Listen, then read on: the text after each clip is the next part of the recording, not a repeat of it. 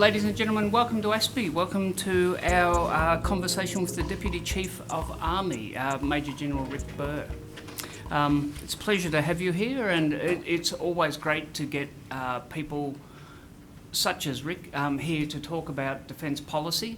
And one of the things that I'm really pleased about tonight is that when we talk about defence capability, it's always really easy to focus on the hardware. And look, I'd be the last person on earth to complain about that. The future submarine and the F-35 have been the gift that keep giving to me for over a decade. But those things are useless unless you have the right people to operate them, unless you have all of the elements of capability that come together. And I think we don't talk about those other elements of capability anywhere near enough. So I'm really pleased that tonight's conversation is going to be around the people element of things. I first met Rick a few years ago when he was in the Australian two-star position in Honolulu. He's now back here as Deputy Chief of Army. And in conversation with him tonight will be Nathan Finney, who is a PACOM secondee here at ASPI, either sent here in gratitude for Rick's time in Honolulu or revenge. I haven't quite decided which, but I'll let you work out which is the most likely. With that, I'll get out of the way and let these gentlemen have a conversation. Thanks, Andrew. Appreciate it. Welcome. Thanks for coming. Sir, appreciate you being here. So tonight what we're going to talk about is we're only as good as our people, empowering or enhancing human capacity in the Army. So as Andrew mentioned, we're going to be talking about people. And to that end, I'd like just to open it up to you, sir, and just ask you to briefly define what human capacity means for the Army. Army is all about people. As Andrew said, I mean, there is lots of great equipment in our Army, but actually what makes that successful is people. People are who we are. We're a national institution, a proud history, serving our nation in all forms of conflict and service to our nation. And it's our people that define who we are. As we look to the future, strategic uncertainty, the nature of war, the character of war, which is changing, future technology, how we succeed in that environment is less to do with the technology and more about the people that will bring it to bear and employ it. So in Army, we've really focused on Army people and human capacity as a strategic function. Oh, great. So you had mentioned the changing character of war. I know at least my perception of the Aussie soldier or the digger is that digger battling against the odds in places like Gallipoli. And in mentioning the changing character of war is that there's an increased amount of resources and time required to train and develop our soldiers today. So I'd be interested in your thoughts on what are today's requirements for developing our soldiers and what that changing character of war means for why it makes human capacity development so important. Australia produces great people, and our job is to turn them into great soldiers. We have a great training system. I think that is one of the fundamentals of what makes our Army great. And it's only a small Army, but our real competitive advantage is through people. So focusing on how we develop our people to realise their full potential in the context that we need them to operate is really what we're after. So make sure we get the right people in, develop them appropriately, and give them the opportunity.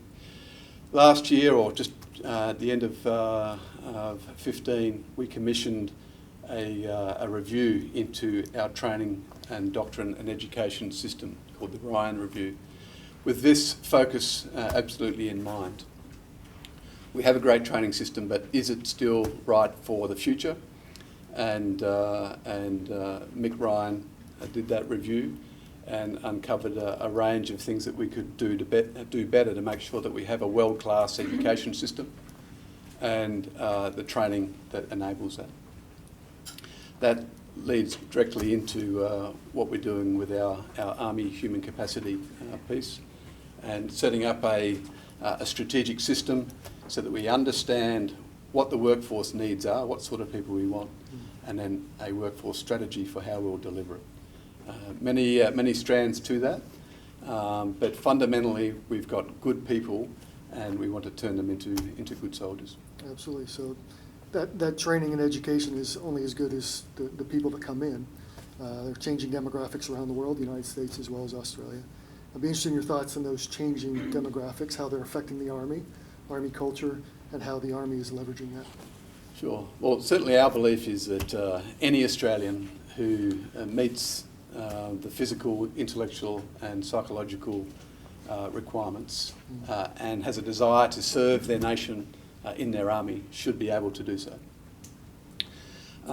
Right now we have 51% of the population are female, 13% of them are in the army.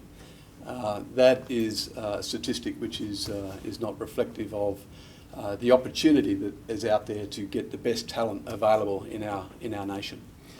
So that is obviously one strand of our people policy initiatives.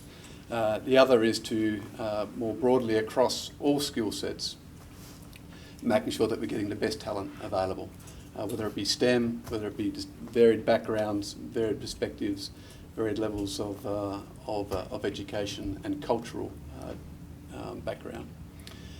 We have already a vibrant army full of all sorts of people, great Aussie characters, all of them, and you would know many of them.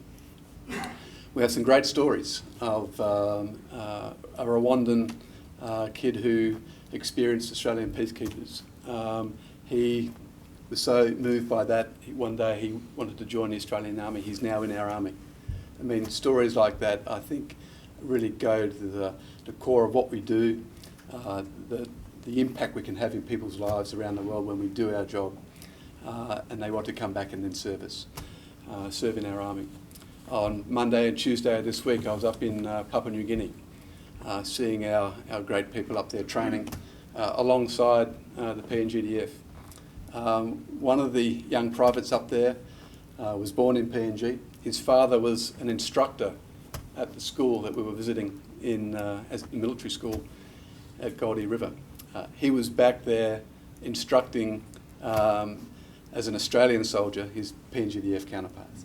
I mean, those sorts of stories, again, talk about the richness of the people that join our army and want to do great things for our nation. Excellent. Now, Andrew had mentioned that for the Army, people are essentially the capability. So I'd be interested in what incentives and mechanisms you guys are putting into place in the Army as a part of this human capacity building in order to increase that capability for Australia. So I think one of the great things that's happened inside Defence is the total workforce model. It really fundamentally provides for flexible service. I think in the past we've really had you're either full-time or you're part-time, you're a regular Army or you're Army Reserve. What the total workforce model provides is a range of service categories to serve in and the ability to move very seamlessly between each of those. It's early days and its potential is yet to be realised, but I think what we need to provide for our future is much more flexible service options for the talented people that we bring in, to keep them in as part of our retention and to help them fully grow. It's to be able to move in and out of the Army to get different experiences outside of the Army as well as inside the Army, and then bring that experience back in a more flexible and meaningful way, so we can harness the full potential of our people. So that is, I think, one really big initiative that Defence has undertaken, of which Army obviously is implementing. We have a number of secondments that we have. Your counterpart here. We have secondments in other government departments, with industry. Opportunities to grow outside of the Army is really important. Now that happens inside defence as well. Obviously, a great number of our workforce live outside of the Army and work in joint or defence level employment. Bringing that experience back into the Army and constantly improving our warfighting mission, which is obviously what the Army exists for, is another great way of growing our people. But I think particularly with younger generations coming through, they'll want more of that, and we need to be able to give it to them. Absolutely, and that's a challenge, managing those people coming and going. So under that total workforce model, what does that mean for the reserves? In particular, kind of force structure and the actual reserves as they're laid out today, not necessarily the individuals who can come and go a little more flexibly. So the reserve obviously is very much the story of the Army. I mean, that's really, that was our genesis. It is 15,000 people in our reserve today, 30,000 full-time. Out of that 15,000 from reserve, we generate collective capability, which essentially a battalion group type output per year to support the full-time Army. That's genuine capability for the Army. The other part of it is obviously the smaller capability bricks, which can be provided to work either independently, doing whatever tasks that might be required of the Army, and then there's the individual component. Within the individual component, that essentially is our contingent workforce. That is how we generate a lot of flexibility to fill one-off positions, to create an extra capacity for a specific period of time. So the mechanism is very powerful. But of course what the reserve represents is enormous diversity in talent, experience, skills, mindsets that really add a richness to the overall Army and what we can do. Again, looking to the future, the reserves specifically in some of those service categories, so 3 and 5 in particular, and they, I think, will service a number of these emerging capability needs, such as cyber. So a cyber expert in industry who can come in and do some time in the Army, not necessarily full-time, I think there is enormous opportunity there, and that's exactly what we're doing, exploring some of those more niche, high-tech areas where we can harness the reserve and indeed even evolve the reserve more than what it traditionally has been to accommodate more and more of that. Yeah, so more integration of the two Absolutely. aspects. Yep. Yeah. So branching off a little bit, when we're talking about the total workforce model and development of human capacity, we're typically talking about humans. But future warfare will also involve artificial intelligence, robotics, automated learning. How do you see those things fitting in to the overall workforce when it comes to the Army in the future? There absolutely is a future of human-machine teaming, and I think we all are guessing at the possibilities that are out there. What's key for the Army is to be prepared for that and to progressively roll in that capability. So that will become part of our modernisation program for sure. How do we prepare our people for that is really what we need to be focused on in allowing that to happen. And that fits neatly with our very progressive education and training system, where we constantly are looking to that next big thing, understanding what it will do, what are the operating concepts that we'll need to employ different technologies in different ways, experiment with it, work out how we fold it in and optimise it, and in this case, the human-machine teaming sort of interface. So it's rich with potential. We have to go down that way. For a small army, it's how we generate asymmetric advantage, in my view, and certainly how we generate mass. We definitely need to be in that game and not be left behind, because I think that is it's already out there, and we need make it part of our modernisation program that we are progressively experimenting, innovating, and progressively absorbing it into our structures, and our people get used to using it in different ways. Yeah. Will that require a different subset of education than maybe typically comes in Army STEM? And Look, absolutely. But what I'm excited about is the current generation. They will grow with this. Right. Great to see our young ADFA cadets here. They are the ones that will employ this. This will be more familiar, more comfortable for them than it will be for me. My job is to create the environment so they can be successful. So I think this intergenerational piece is really, really important to grasp and turn it into a positive advantage. yeah. Every generation that comes through is critical of the one below them. They're not like us. Our job is to understand them and enable them. And we're now, I think, 4 generations, on the last of the baby boomers, I think, and then we've got some young millennials.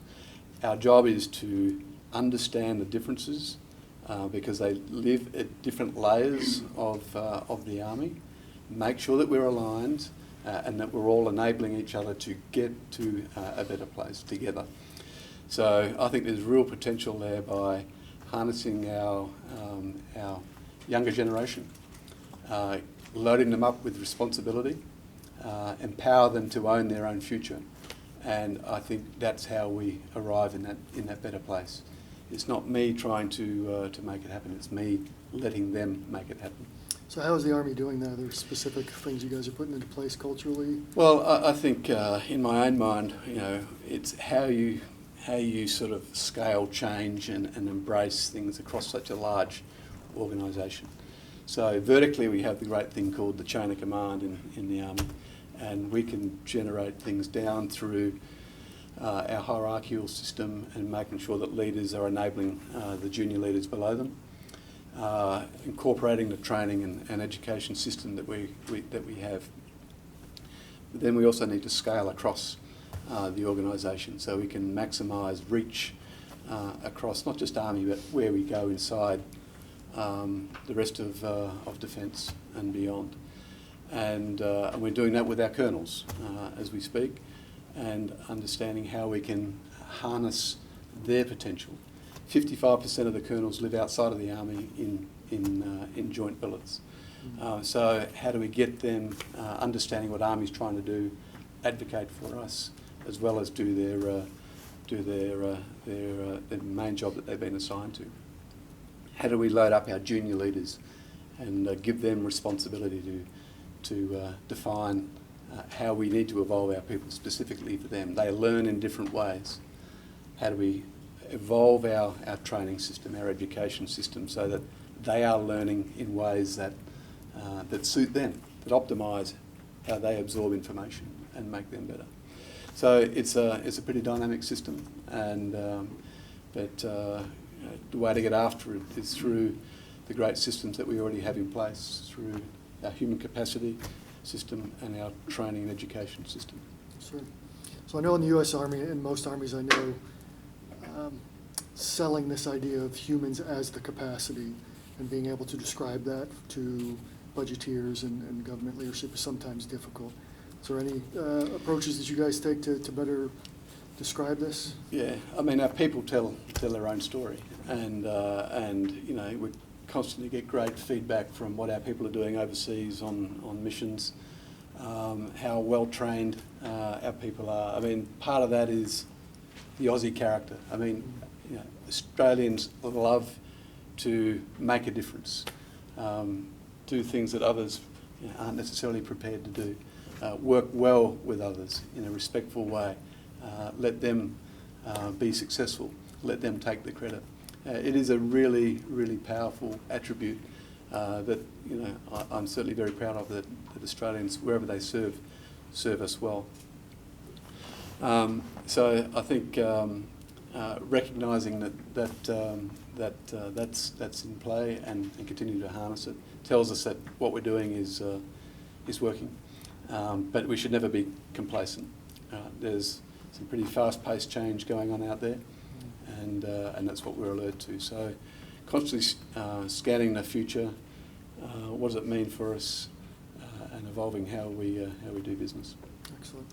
Well, sir, are there any final thoughts before I open it up to the group? Look, probably, but I think they'll tease them out of me. Yeah. All right, let's go ahead and go to questions.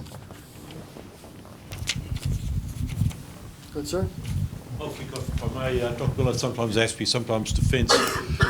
So I understand it's a vision, and there's a long way to filter from a vision to execution, but we are addressing gender, and you had a couple of great examples of race and cultures integration. But as I go and sometimes have lunch at RMC, and as you look at Kapooka, it's still Duntroon, it's still Kapooka. The gates are still very like the gates that gave us our great Australian diggers.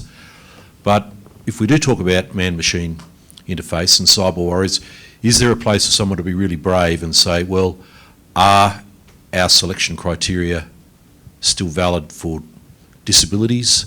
Look at the Invictus Games, such like there are people out there that would not meet any of the services recruiting standards. But if we're looking for people in a recruiting demographic, and we're looking for cyber warriors and people who may not actually be bronzed 6-foot Aussies, is there anyone in that you're aware of in defence in any of the services that is bravely looking at that? Yes, we are. So we should have mentioned, I mean, the Chief's got 10 priorities. Top 5 are all to do with people. Right? And recruiting and retention are 2 of those. Our recruiting system wasn't working well for us, so as a consequence, we, in partnership with Defence Force Recruiting, have really focused on this, and I think we've got to a great place. And part of that was understanding, well, why isn't it working? We were just turning away far too many people that we shouldn't have been. And part of that was actually medical standards. We had some of the criteria that we had in place were, from the 60s. So ultimately, all these things come back to risk. Who's going to accept the risk? And I think far too much of it was being accepted at the recruit NCO sort of end, and not enough by the Chief of the Army, as in the Chief of the Army. And he personally took on personal responsibility for that and said, no, I mean, we need these people, and they want to serve and they meet the standard. Let's get them in. So that's absolutely in play and constantly being looked at. As new skills, new trades come into play, we will evolve our thinking around that even further, I dare say. But more generally, what we are realising that just across society, where people aren't as fit as we like to think or would prefer, or their diet isn't sufficient, so their bone density is not as great as it could be to withstand the rigours of life in the army. We are studying that for sure, but also working programs to make sure that we can get people to the right standard to still come into the army. So looking at a number of sort of entry points, if you like, getting into recruiting, getting into recruit training, and then exiting from recruit training into the army as a trained recruit, beyond training.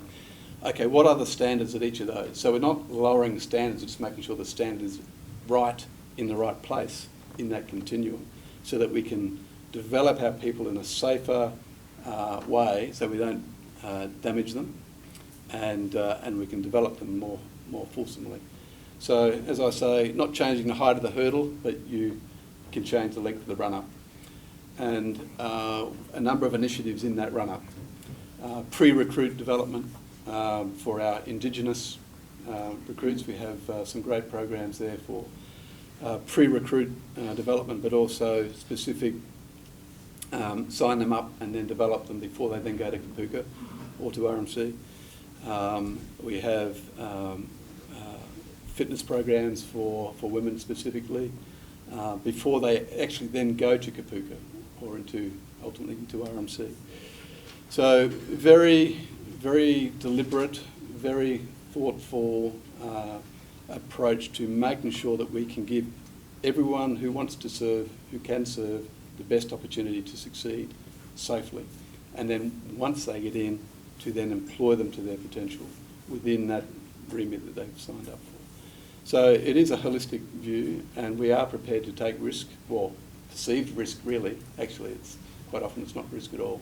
And the people always do great things. I mean, the number of people that I'd have a handful of examples of people that were rejected based on a number of grounds that we accepted that we would let them in, gave them some additional help.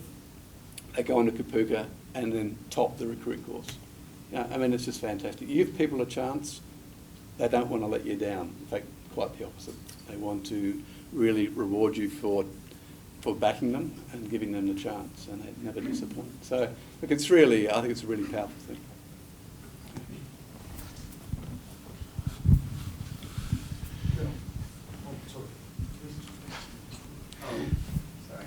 It's a competitive environment. Sir, Stuart Althouse. The One Army concept has been tossed around for a fair while now, and the CERCAT has really taken on, and it's been embraced quite well, from my perspective anyway. The Army Reserve has got a significant level of capability within its people, and the challenge has been to harness that capability, noting the challenges of geography and of course service need. Given those challenges, would you like to comment on the reduction that's occurred quite recently in the days that have been allocated to Army Reserve, given that a number of units have actually closed down already for this calendar year, and had to send people home to then parade next year? Yeah, okay, I'm not so sure on that example, but look, let me say that reserve transformation is one of those top 5 priorities for the Chief as well. And as part of that, we've fundamentally appreciated the One Army, Total Army concept. How do we get the most out of the reserve? So understanding what is in the reserve, how they can then match their offer, if you like, to what the Army's needs are. So how do we do that? ForceNet is obviously a way of being able to communicate with our workforce about what those opportunities might be, and better understanding and education down through the chain of command. The other part of the transformation was looking at where our reserve footprint is. A lot of our demographic is still from the World War II sort of laydown. So is that right for Australia's future sort of population distribution? And are we harnessing that? Are we making it accessible? And so that is certainly a big part of it. And then there is the training itself. Is it sufficiently modern and appropriate for the reserve that we need? So that's been really streamlined. And the final point is around how much training do we need, so we can actually understand what it takes to resource to the required training level for what parts of the reserve at what time. So aligning that with our force generation cycle in Army, where in the full-time Army, they lose resources as well, to allow them to work to varying levels of readiness, because you can't resource everyone to go flat out all the time. In fact, you don't want that from a human capacity tempo point of view either. So they need that downtime to invest in themselves and so forth. So with that model in mind, the resources have been allocated and prioritised accordingly. Now, if that's not an even distribution and there are people missing out, that's news to me. But the idea of having a better understood business model that we can resource to priorities and understand where the risks are if we're not doing that is absolutely where I'd say we are, if not almost there. But it is, to highlight your point, full of tremendous capacity, and we're always looking at better ways of harnessing that.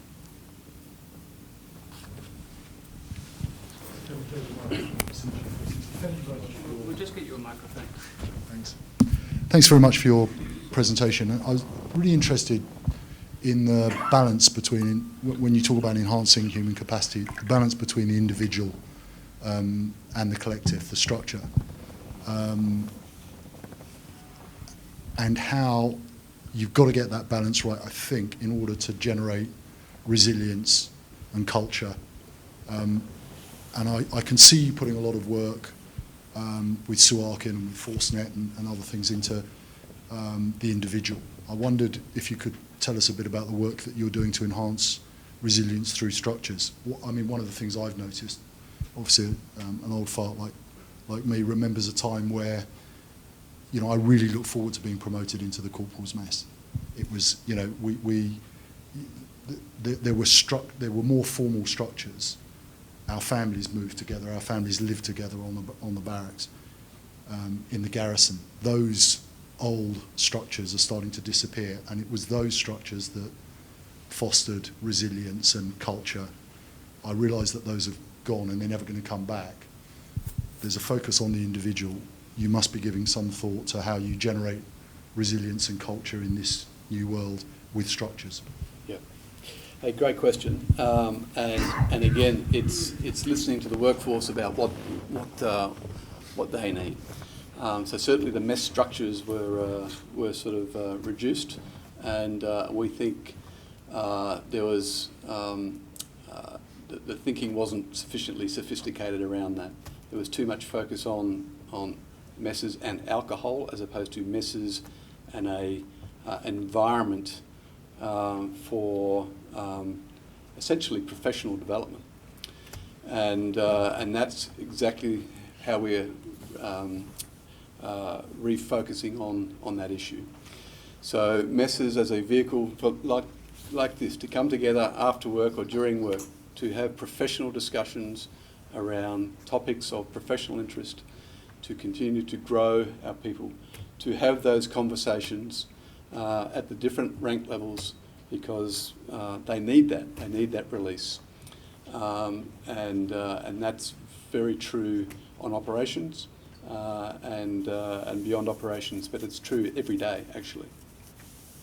They need to be able to have those different conversations, and as well as then the all ranks environment. So it's all of those things in combination is true, but it's bigger than messes. It's a whole range of activities to build resilience, and resilience is one of those words that's probably a bit like strategy, gets sort of used for all sorts of things, but to build the capacity in our people to, from a professional sense, to withstand the rigours of what the Army expects of them through a training environment, but also our operating environment. And that is best done through, again, our culture, the values that we instill in our people, and how we grow our leaders at every level to lead their people, to listen to them, to grow them, to respond to their needs, and to make sure that they're well looked after. And then more broadly, across Army and across Defence, create a culture and an environment where it's okay to put your hand up if you've got a challenge, and you know how to get help, and it's safe to get help and get better, and then rejoin the workforce.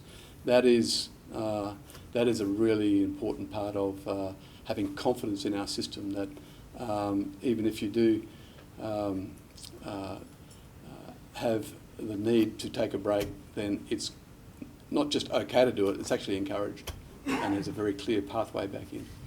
So all those things, I think, lead to resilience and confidence in people realising their own possibilities. I might chip in with a question if I can. When I look at Australia's national narrative about the military and the military history, it's very male and it's very Anglo-Celtic. It's almost a cardboard cutout. Military history is the popular one. So I just wonder how the ADF can appeal to the very different Australian demographic. I was in the food court at Balconnen Mall last Friday evening, and looking around, it's an extraordinarily diverse audience. And I look around here, and there's much less diversity. How do we get over that? This is not the Army. Look, I'd invite you to come and have a look at the Army. It's incredibly diverse, actually. And you see it, the stats don't tell the story, because a lot of people don't actually say what they are on their, well, it doesn't tell their full story. There is very rich backgrounds. I spoke about two examples. Our Indigenous population, obviously that is a strong part of who we are, and we are trying to strengthen that through a number of initiatives, and that has grown, as I say, over the last couple of years in particular. Not just in our reserve force, North Force, and so forth, but in the full-time army. Look, it's a perennial. Well, the question is an enduring one. And I think we are getting better at it, and I think it's through role modelling and showing that it's both attractive to serve here, others are doing it, and showing through that. Defence Force Recruiting had an ad campaign on exactly this issue in the last few months, and I'm not sure what the take-up has been, but I think just by making it look okay, that if you come from, you're a first or second generation Australian, then the army, you can still serve your army, and a number of people that do. The other thing that we're doing, and I should have mentioned it earlier, is we run the largest youth development program in Australia. It's called the Australian Army Cadets, and it's just a fantastic program. It is about nearly, are you on? Were you on? No. It's nearly 15,000 people strong, might be slightly more, all around the country. Again, that has been a priority of the last few years to really reinvigorate our cadet program, both in communities but also in a number of schools that offer them. The diversity that you speak of is in those cadets. Now, whilst we aren't actively recruiting our cadets, the experience of serving in Army cadets during their school years obviously makes a career in the Army an attractive possibility for them, and would smooth their entry into the Army. And we are deliberately targeting putting new cadet units in those areas, in particular around Western Sydney and other places, where we are targeting that diversity specifically. And we think that will offer great dividends for us. We know it's important. We want a diverse, rich army, and we are going after it. Okay, it probably doesn't help that when the ADF leadership talks very genuinely about diversity, they get shouted down in the national newspaper and various other outlets. Diversity is, again, my view, it can be overly simplified to gender or race. I mean, it's diversity is so much more than that. When I served in US Army of the Pacific, that was diversity, right? Diversity of thinking, perspective, background, just different. It makes you think differently. It forces different behaviours. It makes people better, makes teams more effective. We're absolutely embracing diversity in all of its forms. Excellent. Malcolm.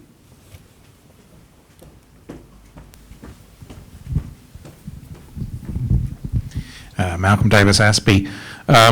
When we look at the strategic outlook that's facing us with a deteriorating security environment with North Korea, rising China, re-emerging Russia, the challenge posed by returning fighters into Southeast Asia from the Middle East that's generating an Islamic State 2.0 in the region, Do you think there's a case to be made for the Australian Army to become bigger and more powerful and more capable? And if so, how quickly could we expand the Army if we needed to? And what would be the challenges in terms of recruitment, given that we're recruiting for a more dangerous future?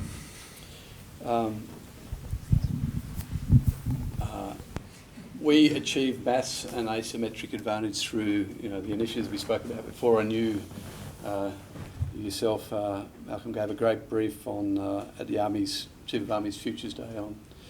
We need to enable or harness technology to get that asymmetric advantage. The bigger question about how do we mobilise maybe is what you're getting after. And that's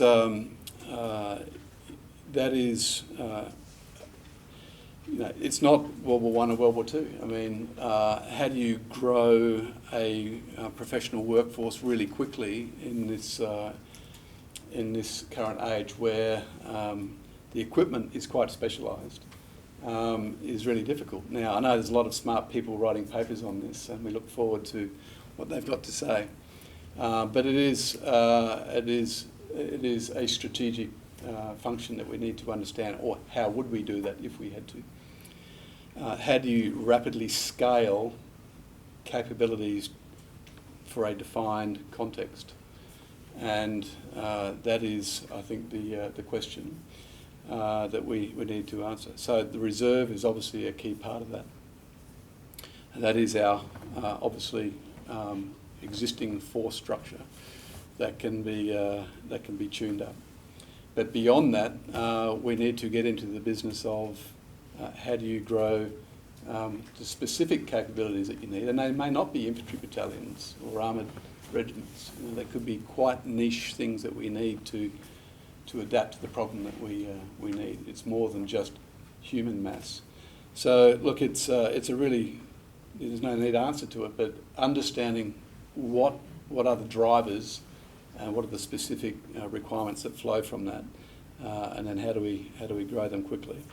So I guess our view is whatever comes at us, we best prepare through education, having our people who understand the nature of war and the character of war of the time that we're in, and are best prepared to make judgments and operational planning decisions around how to seek advantage and win in that environment, and constantly evolve our training, our collective training system, to make sure that we have readiness that's appropriate to the range of threats that are out there. And our fourth generation system, our training system, is really geared towards that. We, after those many years in Afghanistan focused on counterinsurgency, a deliberate choice was made earlier in the decade to make sure that we return to foundation warfighting, because that is the business of armies. And we've made a very conscious choice to have that as our focus and to resource it appropriately, so we can maintain levels of readiness. But it's a constant issue that entertains the leadership of defence.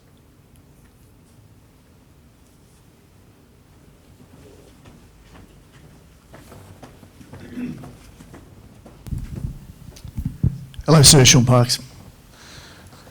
So my question is related to the human capacity strategy and the ability to exert influence in the human domain. So I guess the value proposition Army offers is that, I guess, that last 3 metre engagement as humans, with coalition partners, regional neighbours, etc.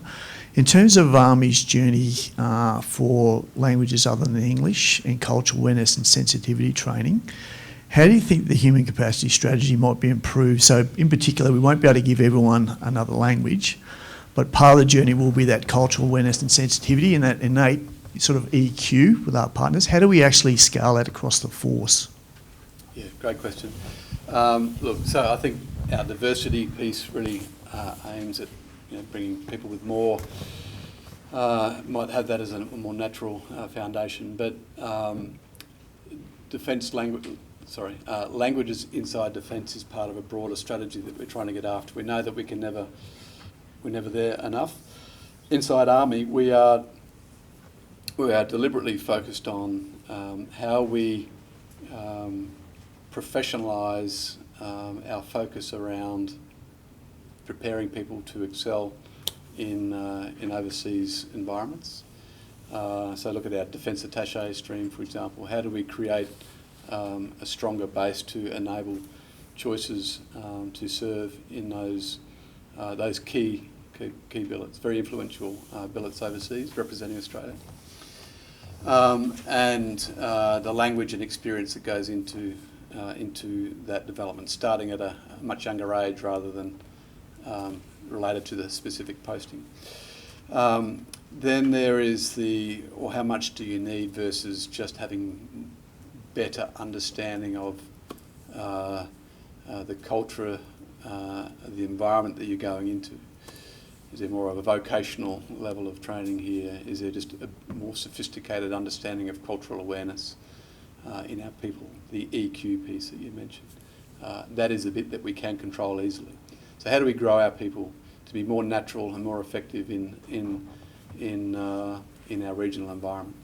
I think we do that pretty well naturally, and it's best done through exposure and immersion, preceded by some good training and awareness before they deploy.